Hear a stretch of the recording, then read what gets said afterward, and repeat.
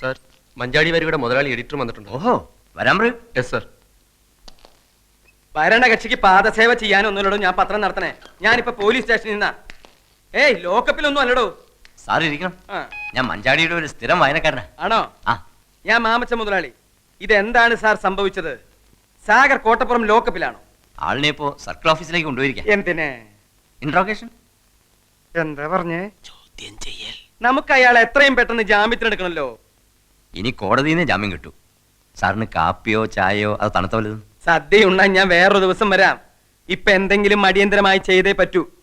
എന്റെ മഞ്ചാടി 3 ലക്ഷത്തിൽ നിന്ന് ഒറ്റയടിക്ക് 6 ലക്ഷമാക്കിയതിൽ കോട്ടപ്പുറത്തിന്റെ പങ്ക് ചില്ലറയൊന്നും അല്ല.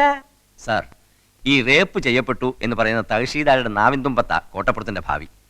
പെണ്ണുങ്ങൾക്കാണല്ലോ ഇപ്പൊ നിയമത്തിന്റെ എല്ലാ സംരക്ഷണവും. കോട്ടപ്പുറം സാറും തഹശീൽദാരും തമ്മിൽ നേരത്തെ ഒരു വടംവലി ഉണ്ടായിരുന്നു. അതിന്റെ പ്രതികാരമാവാനും മതി. എന്തായാലും സാർ ഈ തഹശീൽദാരെ ഒന്ന് കണ്ട് ഒരു അമിക്കബിൾ സെറ്റിൽമെന്റ് ശ്രമിക്കുന്നതാ.